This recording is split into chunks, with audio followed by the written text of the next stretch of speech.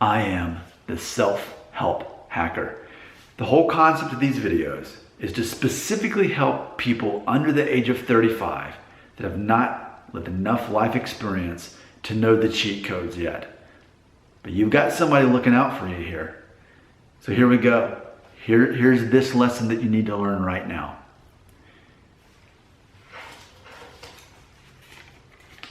Anything you believe is true in your mind. Let's fathom that. Anything you believe is real. That's reality. It's true. As long as you believe it. If you don't believe it, it's not true. Now, granted, do I literally mean this? So let's say this guy, I'm going to make up a guy. His name is Scott, and he believes that there are these big green dragons that live underneath mountains. And every 1,000 years they come out, they burst out of the mountains. And then you have to get all your gold and throw it at the dragons. And he eats it. And then it puts him into a slumber and he crawls back in the mountain and goes to sleep. Okay, I just randomly made that up. That was not prepared before this video. I just made up on the spot. Obviously the point is it's a very silly concept and it's not real. But to Scott, if Scott believes that, he's managing and maneuvering his life in a way that that's his reality. Are you going to convince Scott otherwise? Probably not. You could provide the best evidence against it. He probably still wouldn't be convinced because anything you believe is true in your mind. Anything you don't believe is not true in your mind. So here's the concept. Going back to this, and I love to bring it up. When you're under the age of 35, you're more tempted to have a high conflict personality, to believe that if you can just prove people wrong when you know that you're right and you know that they're wrong, if you just prove them wrong, then ultimately they're going to respect you because you proved them wrong. You helped them out by proving them wrong. You debated, you argued them, you made them look like an idiot. You owned them, and now they respect you. It's not actually how it works, but when you're under the age of 35, it's easier to believe that because you have less of your own identity. So you're trying to sort all that out in the same way that people do on Facebook and social media and what Instagram, TikTok, I don't even know, because it doesn't matter because it's all fake.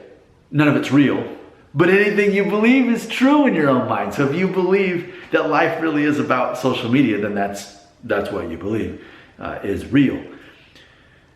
But ultimately, lack of identity is the reason people have high conflict personality and want to debate and argue with people. But it's a waste of time. I know that. I've learned that throughout my life. So imagine this. And I've said it before. Your opinion doesn't actually matter. And I firmly believe that. You're not going to change the world with your opinion. What you're going to do is develop your own moral code and figure out how to live your own life. You're not going to change anybody else's life through having an opinion. But imagine, I have an opinion about abortion, a very strong opinion about abortion. Okay? There are people who have the opposite perspective on abortion. Now, what I believe about abortion is true. It's real and it's right in my mind. And the person who believes the opposite in their mind, what they believe is true and right and moral in their mind. And we believe the opposite things. And I recognize that. So for me to try to convince them otherwise, they have something called identity protective cognition that kicks in and says, hey, this is a big part of my identity. I feel very strongly about my views about abortion. And here's this guy. He's trying to tell me different. I'll show him. I'll prove to him that he's wrong. Now, if I had high conflict personality, I would do the same. And spy versus spy. We're throwing arrows at each other. And nothing changes. Because at the end of the day, actually the thing that does change is that we become more involved in the opinion and the view that we already had. That's the only thing that changed. We reinforce each other's own pre-existing ideas. Because anything you believe is true in your own mind. And now a lot of people never get past that. And I think there's a bit of a paradox. There's a saying, it's good to be open-minded, just don't be so open-minded that your brain falls out. And I'm 100% in favor of that. I've changed my opinions about things throughout my life. Some of those have never changed. Some of them have. Many of you know I was a vegan for 5.5 years, a vegetarian for 7. I'm not now. I'm experimenting to see what happens if I actually, do this macronutrient thing where I consume as many grams of protein per day as my weight and a smaller amount of complex carbohydrates and good fats from plants and that sort of thing, while working out in the gym. I'm going to see how that works for me, because eventually being a vegan means, even with me exercising, mountain biking, running, I was gaining weight. So what did work and what was really real in my mind for all those years, and it worked for me, now it doesn't. So I've changed my mind. I've changed my view on it. I'm trying something else that'll work.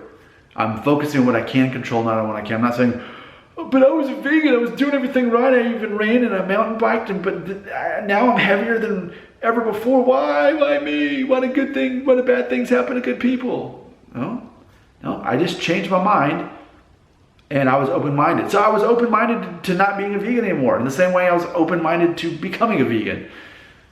In the end, those are my views and opinions, and they don't matter to you. If I was trying to convince you to become a vegan or not, pointless, because what you already believe is the thing that you believe. And ultimately, I keep saying, how we manage our own time, that's on us. No one can waste our time. But a lot of people waste their own time thinking they can change people's minds. Why is that important to change people's minds? Well, because it shows you're screaming to the world, I haven't quite figured out who I am. So if I can convert other people to my own opinions, then I matter more. That's not how it works, but it is good that you figured out your opinions. And that's why a lot of people on social media, and that's what I was getting at the moment on social media, people are begging for validation. Do I matter? I'm going to ask this question because I need attention. Or I'm going to make this statement because I need attention, I need validation, I need you to pay attention to me. I don't know how else to get it. This is a way to get it. So I'm going to do it. And people do that with debating and arguing as well. No one's mind's really going to be changed. Anything you believe is true in your own mind. Even if you're Scott and you believe that it's almost time for those dragons to break out and go ahead and get your gold, however that works. When you accept this, your life gets better. But the more you fight this, the more you're still having to build your own identity. The less you are compelled to argue and debate with people, the closer you are to figuring out your identity, and probably the closer you are to age 35. I wonder if some of you are just destined to just have to wait till you hit age 35 before you can comprehend this. I think this is the kind of video that gets thumbs down, because no one wants to be told that their opinion doesn't matter. No one wants to be told that they can't prove someone wrong. See, that's the thing. Even when you can prove people wrong, when they're clearly, like, say, a flat earth person, they believe the earth is flat. It doesn't matter that you can prove that the earth isn't flat. It doesn't matter. More importantly, you can't change their mind, because that's what they believe in their mind, and it's true to them. And you're attacking their identity when you try to prove them wrong with these so-called pictures of the earth from a plane, or however you do it. And likewise, I'm in the minority. I'm definitely not a flat earther, but I'm a young earth creationist. I am. Not ashamed of it. I don't believe the earth is millions of years old. I believe that for a certain amount of time, dinosaurs and peoples coexisted together. The Bible specifically says after the flood, that's when animals started fearing man. And when the people were allowed to start eating animals. It has no mention of that for 20 generations, long generations, and then suddenly it says that in the Bible.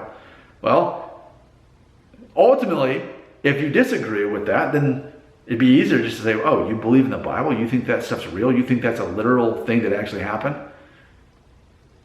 It's what I believe in my own mind, so it's true. Just like you believing it's a fairy tale, that's what you believe in your own mind.